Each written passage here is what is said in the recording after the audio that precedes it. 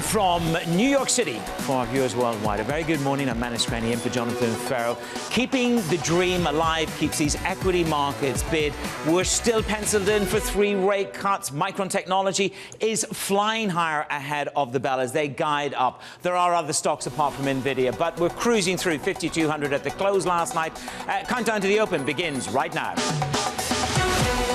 Everything you need to get set for the start of U.S. trading. This is Bloomberg The Open with Jonathan Ferro.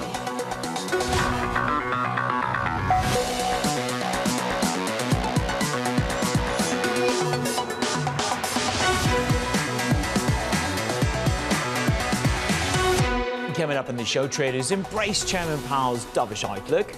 It's a shock cut from the SMB, and the Hawks step aside at the Bank of England, reigniting the everything rally as the bulls come out in force. We begin with the big issue. It's Fed euphoria on Wall Street. I think this is a signal, and the market is taking it as that they will tolerate slightly higher inflation for longer. The threshold to cut rates is a little higher than many people thought, but also they're not talking about raising rates, even though they've had this higher inflation. I think this is a Fed that really wants that soft landing to continue. They also are not willing to, raise rates again, and I think that's important too. So we still think we're going to cut rates this year. Timing's uncertain, and he said over and over again, it depends on the data. It's really much closer to a 2-cut scenario, but they didn't go with that at all, and neither did the market narrative. The Fed's still committed to trying to get inflation down to 2%.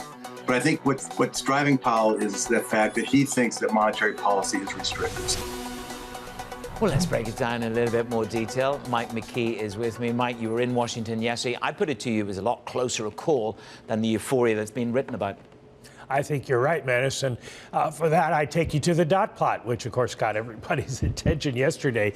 This is the evolution of the 2024 dots, and I direct your eyes to the far right, to the 2 columns there.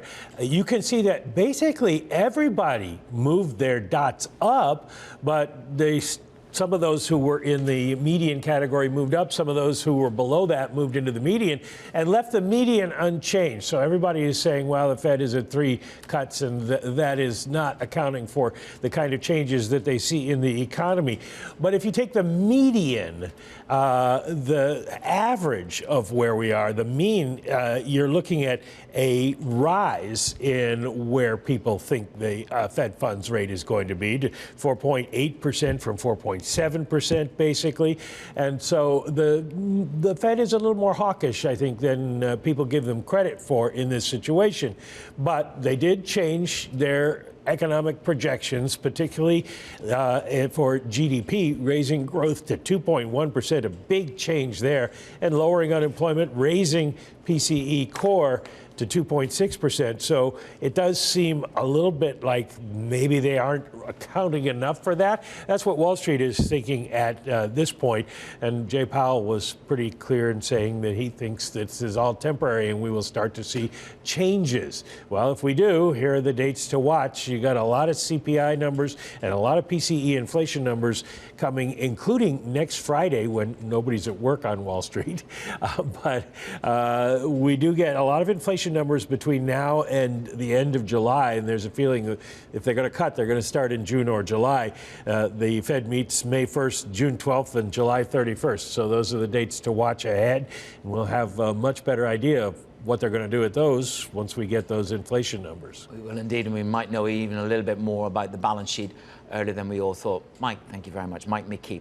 My guest this morning, Pimco's Mike Cudzil, weighing in on the Chair Powell's language, writing this. Powell also signaled a high bar for rate hikes, downplaying inflation, calling the recent inflationary reacceleration bumps, and pointing to labour market resilience. Mike Cudzil joins me now alongside my other guest, Erik Knutzen from Neuberger, Berman. Gentlemen, good morning. Good to see you. Mike, if we go to this point, first of all, that you've made, it's a high bar to a rate hike. 3 cuts are still technically in play. This Fed, it sounds like, will tolerate a slightly warmer version of porridge in terms of the PCE. Was it all as dovish? Does it qualify as a solidly dovish outcome? Mike?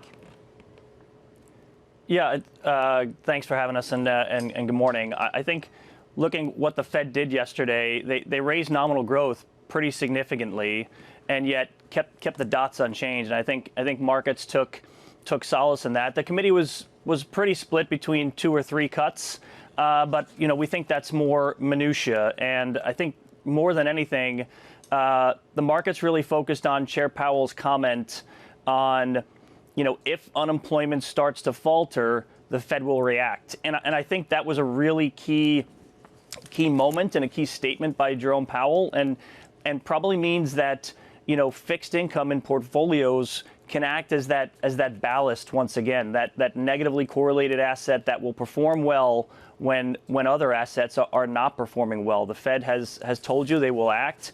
They will start cutting even with inflation above target, and they will act more forcefully if the economy starts to wobble. So I think those 2 points are why what the market focused on, and why markets are behaving the way they are. What is not to love about that message for risk? Erik Knutzen, good morning. We'll come back to the negative correlation in just a moment, whether that reasserts itself. Erik, good morning to you. Here we are flying higher. The market walked away with a solidly dovish message rather than prevaricating about a 10-9 split on whether we went to 2. Are you as engaged in the bullish upside as the market is? Well, I would observe what's not to like about the Fed dots and the Fed outcome yesterday. As Mike said, increased expected growth, moderately increased inflation, decreased unemployment, and said we're going to keep rates the same. And in fact, delivered a pretty clear message that if we get a growth shock, we're prepared to cut. The Fed put is back. That certainly creates an environment that is favorable for growth assets. And we'll dig in. I think it is critical to dig in a little bit more on the stock bond correlation issue. So we think it is an appropriate time to own equities. We want to be exposed to equity markets, not terribly overweight given valuations and some concerns about inflation and growth and earnings growth, down the road. But this is definitely an environment where, given short-term, economic improvement and this overall environment, we want to have exposure to growth assets. But we do think the Fed is still data dependent, and we think that it's not so much about whether they cut 2 or 3 times or 3 or 4, or it's the fact that the Fed is on a path from 5.25 to 5.5 to 3% Fed funds rates over the coming years. And that endpoint is much more important than kind of the bumps and changes along the journey. And indeed, they did indicate a higher potential terminal rate. Mike, let me just bring it back to you and dig a little bit deeper into this negative correlation, the reassertion of the negative correlation between bonds and equities. Just extrapolate that for me and how quickly that might well reassert itself. Yeah, I think when you look at what inflation's done, it's come down dramatically from 9 to 3%. I agree with Erik that the Fed's data dependent, aside from the last 2 months, where the data has remained quite strong. Inflation has been well above expectations. It wasn't too long ago we were talking about 3-month annualized inflation coming, being below target. We don't hear that anymore, and so I think this is a Fed that wants to get started. And then we'll let the data determine just how quickly they can get that rate back down to target. And then if we do see, the economic activity slow very meaningfully, which Jerome Powell said more than once, that there's a chance that that unemployment will come down, that will start to wobble. And if unemployment starts to wobble, they will respond. And so you're now at a place where you have starting yields of 4.25% to 4.5% in the belly of the curve. You add some spread product on top of that, you get book yields north of 5%. If you just sit here, you earn your yield. And if risky assets wobble, you'll have some capital appreciation. So, in terms of, risk and risk-free assets, we think both have a place in a portfolio and kind of offset one another. So from that standpoint, it seems like, you're supposed to own some risk and you're supposed to own some risk-free assets.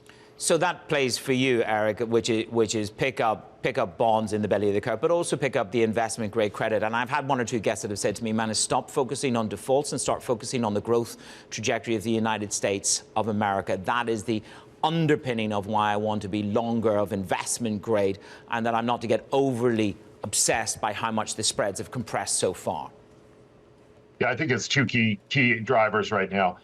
What we're seeing is the markets, after 2 years of markets really focusing on and pricing policy rate increases and inflation, this year markets have gone back to focusing on economic growth.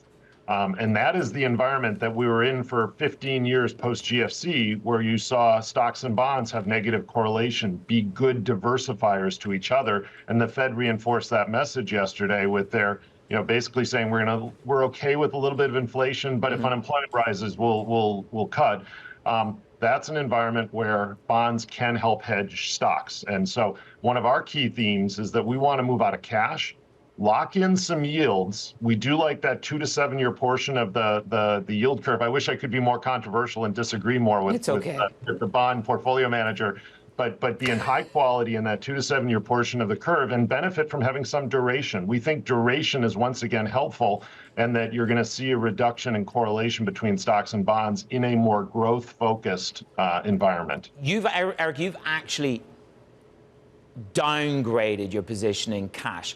And I think, Mike, this is what I want to get a sense from both of you. So you're actively downgrading from cash and deploying, Eric, in the first instance. Where's your, that's a big call, because we're talking about the $6 trillion stuck in money market funds, aren't we? So just give us a sense of how actively you're deploying, and then, Mike, I want you to pitch in terms of that narrative and how that plays. Eric. Yeah, it's our highest conviction move right now. We were overweight cash for the last couple of years. It worked very well, obviously, in 2022. Last year, it was good relative to bonds, less so relative to stocks. And we're actively gone from overweight to underweight, and we're actively deploying into high grade, intermediate quality. And that could be short to intermediate duration, even higher quality, high yield, emerging market debt, and investment grade. We especially like structured product, asset backs, et cetera, but also into quality equities. And there are biases towards the US and Japan. It's a have and have nots market, and we want to be able to take advantage of a broadening out of the equity market with a focus on quality. And then finally, some alternative assets where, we do want exposure to the tails, such as exposure to some inflation surprise areas of commodities, materials, et cetera.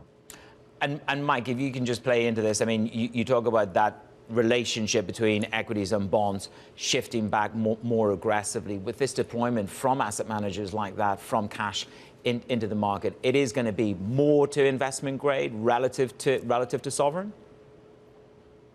Yeah, I think you want to add risk to portfolios. I think you want to add a little bit of duration, certainly move out of cash, that reinvestment risk that, wasn't so present last year. You had cash return 5.25%, you had, duration return 5.5%. And this year, you're going to have, a more meaningful reinvestment risk than you've had in quite some time, where reinvestment risk was a bonus just a few years ago. It's certainly going to be a detractor on your cash. So moving out into the intermediate part of the Treasury curve.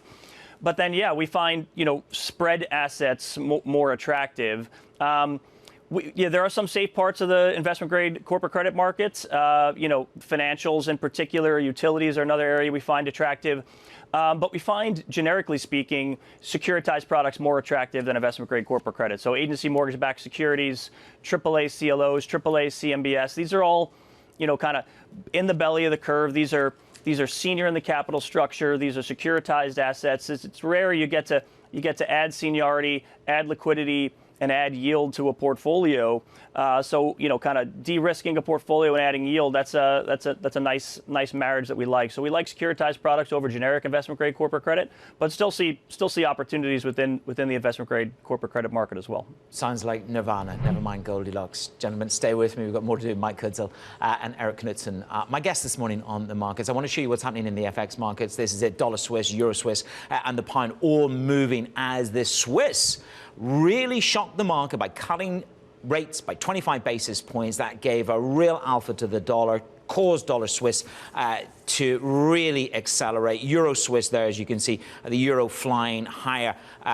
Again, Thomas Jordan warned about the inflation, and they have taken the action. And sterling is down against the dollar. 127.28 is where we are, as the hawks retreat. Haskell and Mann drop their calls for hikes. Cable drops by nearly 0.5%. Let's get into the stocks ahead of the opening bell. Simone Foxman is with me for this. Simone.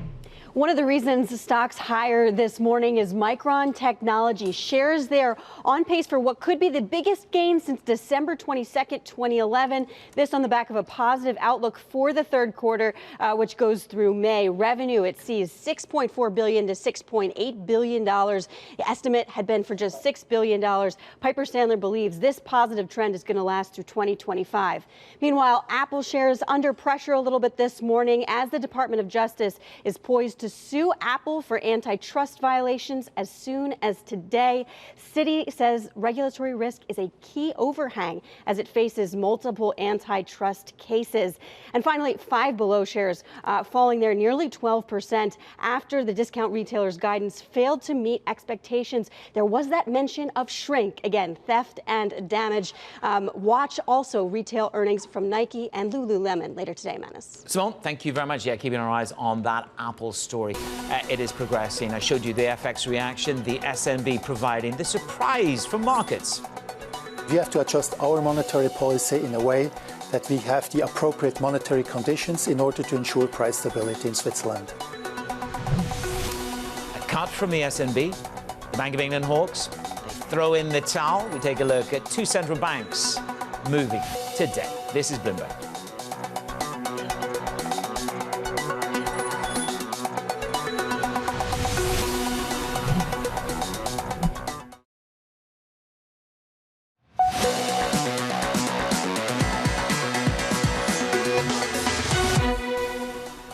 We are a small country and we are not leading the world. We are looking at our situation, it's our inflation forecast, and we have to adjust our monetary policy in a way that we have the appropriate monetary conditions in order to ensure price stability in Switzerland. The Swiss National Bank becoming the first bank in G10 to cut rates in this cycle. Now, the Swiss franc tumbling, as I said to you, the decision to cut by 25 basis points. Up went the dollar, down went the Swiss. And this is all about the fight against inflation. Jamie Rush joins me from Bloomberg Economics. Jamie, the governor warned us in Davos at the start of the year that he was concerned, but it was a bit of a shock, wasn't it? Yeah, it was a surprise. I mean, I think, everywhere in Europe, we've been asking ourselves, can the central banks in this continent go before the Fed? Now we have our answer. But I think what's important about the SNB is that Switzerland's it's in a very different situation from other countries like the UK, for example. They don't really have an inflation problem. Inflation is below 2%. It never really got above 3.5%. There was always plenty of scope for them to cut. So I think it's not necessarily an indicator that the bank or the ECB would feel comfortable cutting before the Fed. Yeah, they certainly have a little bit more data to make them more comfortable, according to Lagarde, and that's honing in on June. Can I just get a quick measure of what's going on at the Bank of England? Because two of the hawks have thrown in the towel, and we've got one single person calling for a cut. But it is significant that two of the hawks have thrown in. Yeah, I think it is. I mean, the worst thing that could have happened over the past few days is that central banks could have come out with a very hawkish tone. Mm-hmm. That hasn't happened. I mean, we saw with the Fed, it was neutral. With the Bank of England, they've gone a step further and they've become really quite a bit more dovish. So, as you say, two hawkish members of the committee throwing in the towel on their call for a rate hike. We've also had an explicit acknowledgement that monetary policy is tight and would stay so even if they cut rates. Jamie, thank you very much. Jamie Rush at Bloomberg HQ in London. Let me tell you what State Street are saying. This is what Tim Graff said to me on the IB. Right now, the stars are aligning with the Fed, the ECB, the Bank of England, all easing by June or July against a backdrop of healthy labour market and cooling inflation. 'Tis nirvana. Mike Cudzil and Erik Knutzen are my guests this morning. Gentlemen, from a slightly more global perspective, I think Tim's based in London, so he has a slightly different perspective. But when I looked at fixed income markets, and this is, Mike, maybe to you first of all, are you tempted in this cycle is now starting post the SNB, and that perhaps global bond markets should be touched into as well? Yeah, it's a great question. It's an area of focus for us for sure. We think, most likely, whether it was the Swiss last night or the BOE, the ECB, and the Fed, most likely they all get started around the same time. They all start cutting rates in the middle of this year. But that's where the similarities most likely stop. Speed and destination probably different across the globe.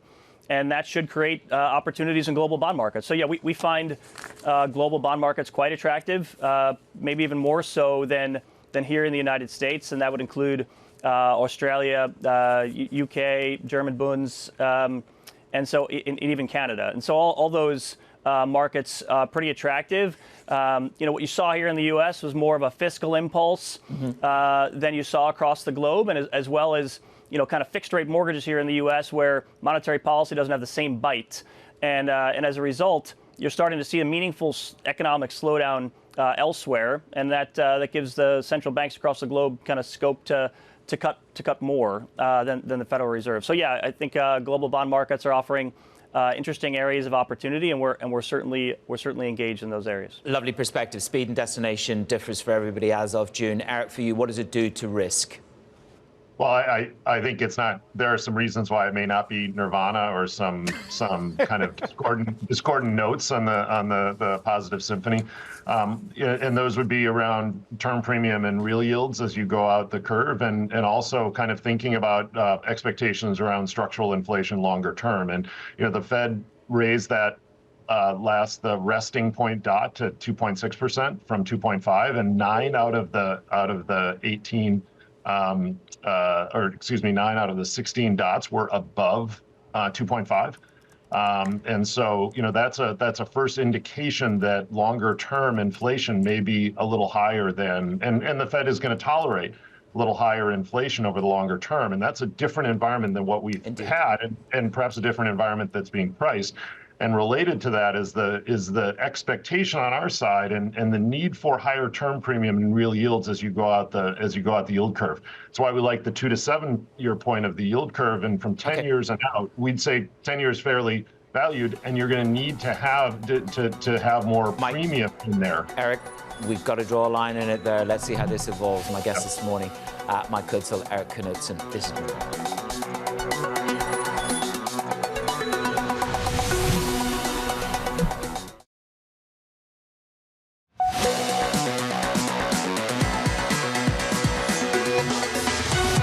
'Get you some of your morning calls. First up, TD Cowen upgrades Broadcom to outperform, expecting a notable jump in sales. Rosenblatt upgrades Warner Brothers to neutral, seeing upside stemming from takeover talks with Apollo. And finally, Argus upgrades Micron. That's to a buy after their earnings, expecting strong demand for AI hardware to continue. Coming up, we catch up with Joanne Feeney on her outlook for this rally on Bloomberg.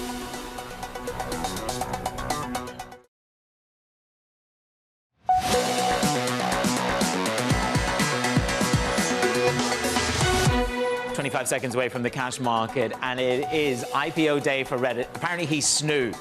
He is the mascot. There you go. Who needs humans when you've got a mascot like that?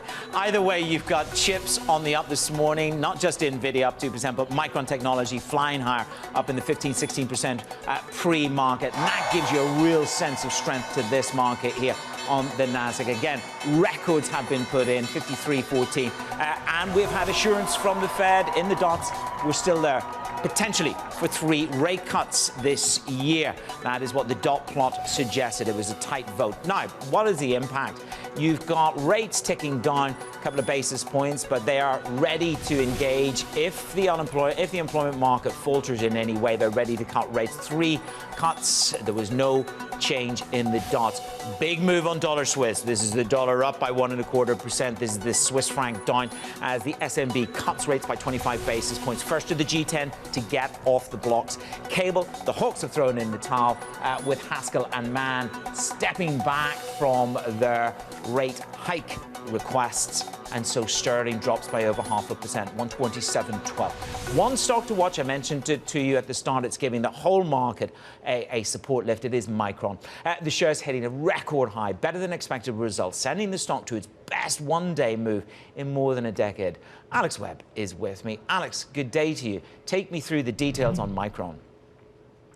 Yeah, don't forget Micron is a company that had a particularly bad fiscal 2023. That was a time when its revenue fell 50% in one fiscal year. So since then, what they've been trying to do, obviously, is turn things around. And it's looking as though that is starting to take effect. A lot of it is to do with pricing power, the amount of capacity in the memory chip space. That is where Micron is playing, has been cut by not least Micron, but also some of its competitors. That has increased pricing power. We've also seen demand start to pick up. That has meant that Micron has been able to not only exceed analyst estimates on most counts, but also increase its outlook for the rest of the year. So it's a massive note of optimism that looks like it's driving Micron to a record high. Alex, thank you very much. Alex Webb in London. Well, from the leaders to the laggards, Apple. The DOJ is poised to sue Apple for violating antitrust laws by blocking rivals from accessing iPhone features. Alex Semenova is with me in the studio. So the flesh wounds for Apple mount up, don't they, from regulators? Alex, what's the latest? Hey, Manus, the woes just keep piling up for Apple. The Justice Department is accusing the world's second most valuable tech company of violating antitrust laws by blocking rivals from accessing hardware and software on its iPhone. The DOJ is expected to file a lawsuit in federal court. This is according to people familiar with the matter who asked not to be named for discussing confidential matters. You could see shares down here about 1%, breaking from gains in the broader market. And this escalates the Biden administration's antitrust fights against U.S. tech giants. Remember, the Justice Department is already suing Google for monopolization. And then you have the FTC pursuing cases against Meta Platforms and Amazon Inc. And this coming case will mark the third time that the DOJ has sued Apple for antitrust violations in the last 14 years. But this is the first time that it is accusing the company of illegally maintaining its dominant position. And of course, it's been quite a rough year for Apple. It's been facing slowing growth, a wave of analyst downgrades, regulatory issues, breaking, of course, from the Magnificent Seven stocks that have gained this year. The stock was down about 7% year to date through yesterday's close. Manus. Well, certainly challenging the stock this morning. Alex, thank you very much. Let's turn our attention to the home builders. KB Home heading a record high. This is on better than estimated results, posting significant growth in net orders and a solid start to the spring selling season. Simone has the details. Solid building. That's right, Manus. And a lot of the focus was on this housing climate, which was pretty good, though analysts initially struggling with just how good. If you look at the numbers, earnings per share coming in about 20 cents ahead of expectations at $1.76, and net orders up 55% year on year. Sure, the comps were not great, but that's a pretty strong number. It has been attempting to increase prices modestly, the company said on the call yesterday, with the average selling price now at about $480,000.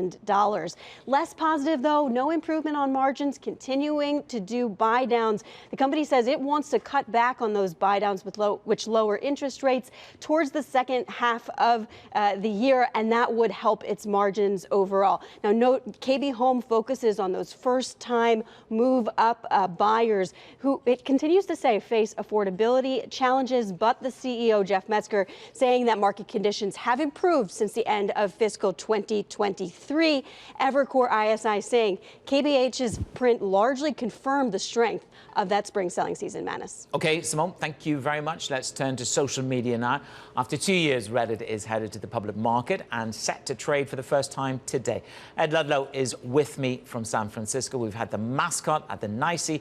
I'm assured that it is Snoo. Snoo is an alien. Let's hope that Reddit doesn't make anything untoward in its debut. Ed, take it away. Yeah, so far so good. 22 million shares, $34 a piece, raising $748 million.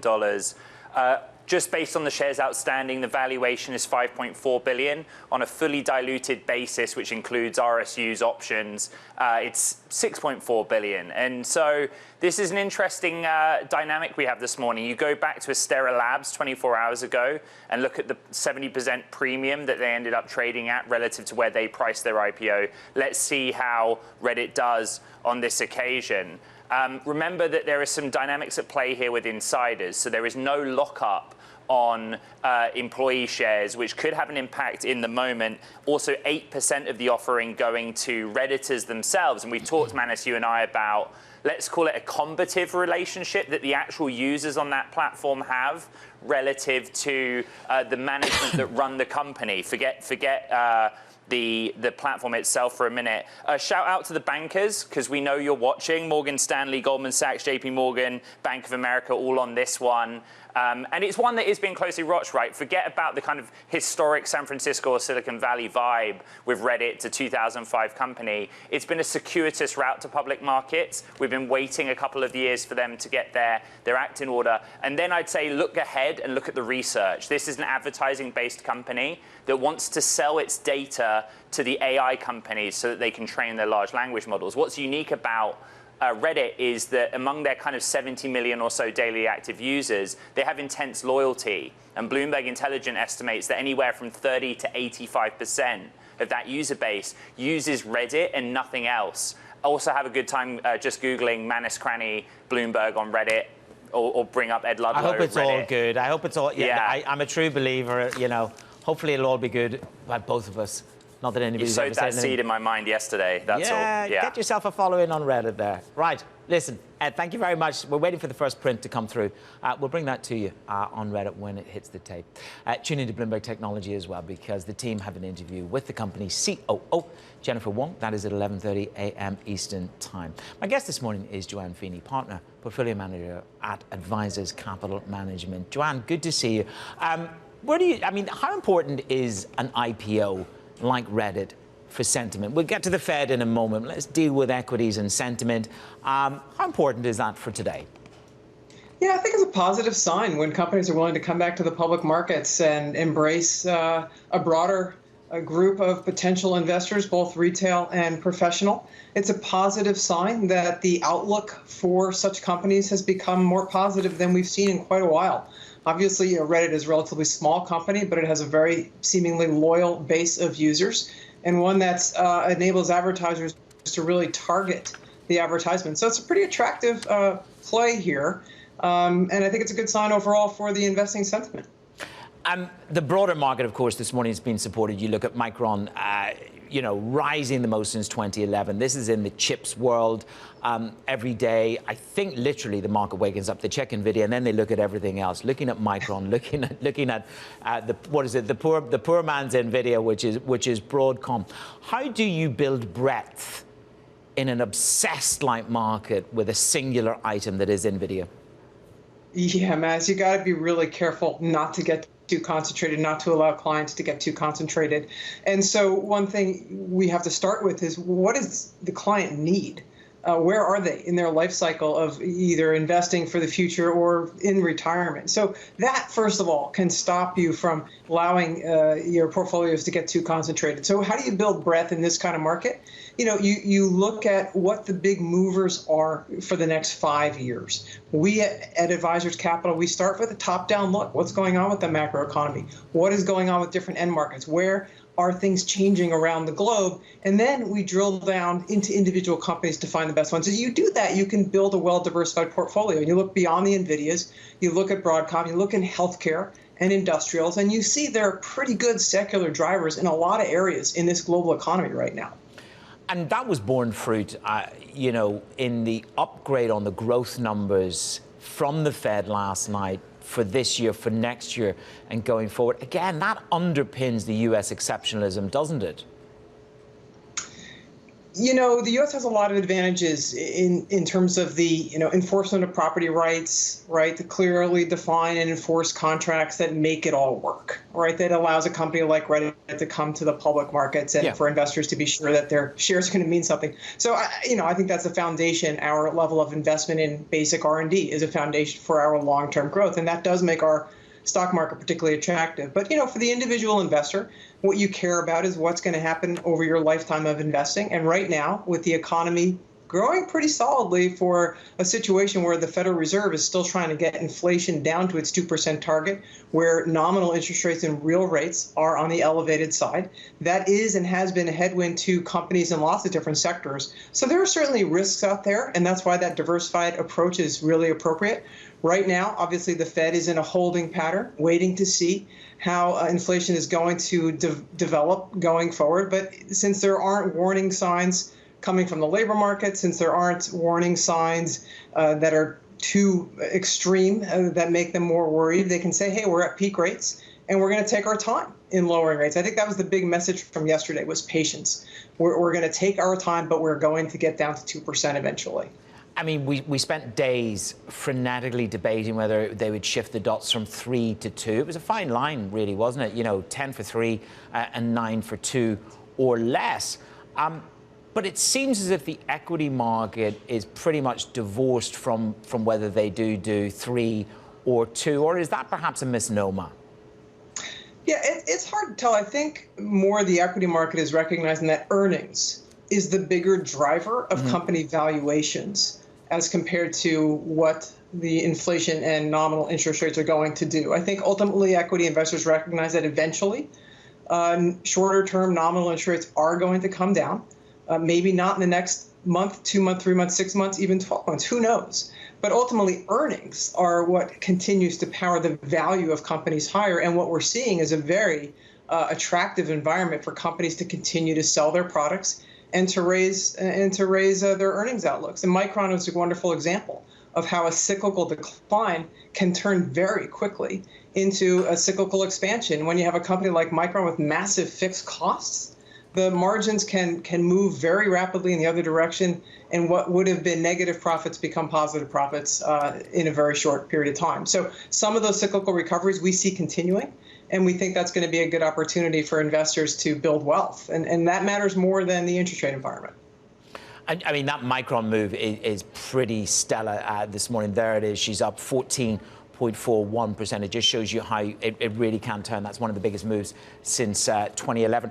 Can I begin to understand, you talk about inventory replenishment is coming to an end. What is the ramification of that? I presume that's more on industrials than it is.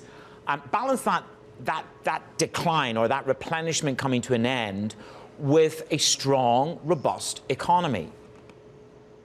Yeah, Manus, that was referring to just the auto industry in particular, which, as you remember, right, suffered really at the beginning of the pandemic when they had canceled their orders for the chips because they figured there wouldn't be a lot of car demand. They had to recover from that. So they had to replenish their inventory of parts and the chips that went into those parts. That is now, looks like it's come to an end. They have all the inventory as a buffer that they need.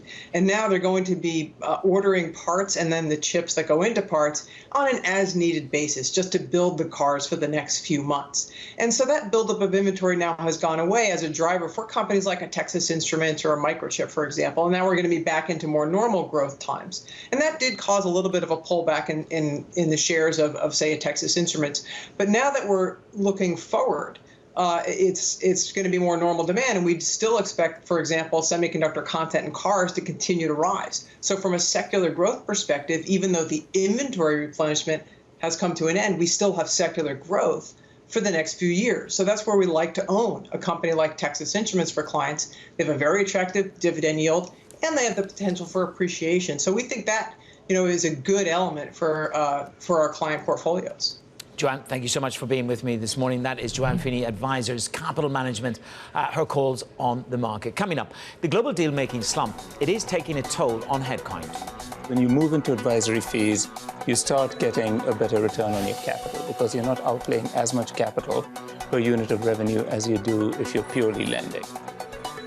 We'll have more on the latest banking job cuts. That's next on Bloomberg.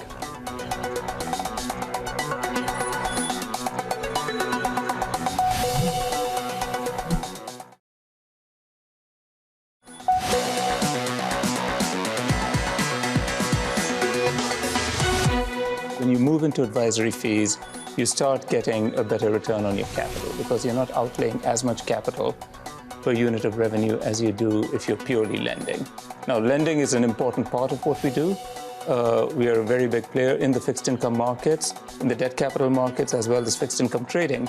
So lending is a part of what we do, but we're just trying to broaden it into more advisory and more equity-related revenues.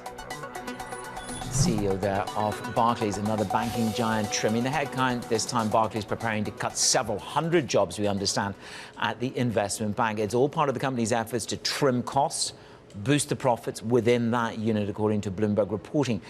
And this comes as Citi also cutting jobs at its investment banking division in London. Jan Patrick Barnett joins me now. So we just had the CEO here the other day. Jan Patrick, good morning. Good to have you with me.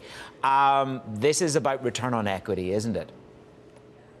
Yeah, absolutely. And that's like a twofold story, I would say. Some of that is intrinsic to Barclays, where the lender has been under criticism from its investors for quite a while now, that the bank is not being able to achieve those margins that are needed in investment banking and deal making, that you need to rectify these high amounts of capital that you need to run the operations in that area. And the other one is like more broadly, and that's why we're also seeing US lenders cutting back on the stuff, is that we have a very quiet capital market environment right now in trading, as well as in deal making, in M&A, in advisory. There's not much going on. The market is very one-sided. There's not much trouble going on. So everybody's just buying. So you can't make those margins from bids and offers that you need in trading. And deal making is also, with rates still very high, it's not the thing that is buzzing at the moment. And I feel like that many managers at the banks are not super optimistic that this is changing in the next quarter or the quarter after that. And that's why they're cutting down on staff to cut those costs, to keep everything in check. And you can build up those operations for rather quickly, again, if the market is opening up for you. But there is some kind of divorce here. If I listen to Jane Fraser at the RBC Capital Markets Forum, if I listen to the rhetoric of some of the CEOs, it is that it's a good environment, it's been a good start, and yet here we are with job cuts. So briefly, that's a very wide gap. Yeah, absolutely. I mean, it's not terrible for banks. I mean, the market environment overall is okay, and you still make good amounts of money in your classic banking and lending and deposits, as rates are that high, and the curve is helping you. But overall, I guess, you see investment banking booming when there's a little bit of trouble going on in the market. Not like too much trouble, because then it's bad for your own P&L. But you've had a little bit of movement, and people are doing different stuff. And if you have different views on the market, that's where you can position yourself as an investment bank. Right now, it seems pretty much everybody's on the same page. Market's just going higher. You own tech, you own obesity trades, and that's it. And that makes it very hard for everything for the banks to make money. Well, they're going to need those deal books and deal orders to come in. Jan Patrick, thank you so much, Jan Patrick Barnett. A little bit of breaking news on the economic front across the Bloomberg terminal just moments ago. Mike McKee is side by side with me here. What have we got, Mike?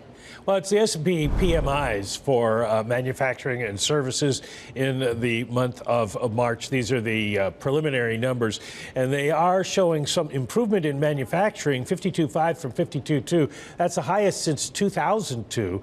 So a turnaround in manufacturing. Services falls just a tick, 51.7 from 52.3, and the composite 52.2 from 52.5. But those are probably more statistical noise than anything else. One of the more interesting parts of this is that both prices paid by manufacturers and prices received by service providers rose to the highest since July. So that is a concern overall for the Fed, I guess, to keep an eye on this and see what happens with the ISM numbers, which we get at the beginning of the month. Over in Europe, we also had a lot of PMIs out today, and not particularly good news. Pretty much most of them come in the 40s, declining in a couple of cases, and there just isn't a lot of sign of strength there, except for services in the UK, which has been hanging in there. And of course, they had a very low inflation reading comparatively yesterday, and the Bank of England on hold today with a sort of a dovish tilt to it. So maybe there's some better news coming out of the UK. Okay, Mike, thank you very much. Those PMIs, they keep us on our toes. Okay, some price action for you in the sectors. Simone Foxman is with me. Yeah, Manus, consumer discretionary and real estate stocks leading the charge today, especially after those results from KB Home. But the story has really been dominated by information technology, with Micron hitting its highest levels ever, trying for that biggest gain since 2011. Semiconductors, though, broadly outpacing the market this year, led by NVIDIA. Micron making a play, not all up year to date, all of those names, but all up on today's trading session. Manus. Simone, thank you very much. Radiant in green. Coming up, the market moving events for your day, the trading diary. That's next.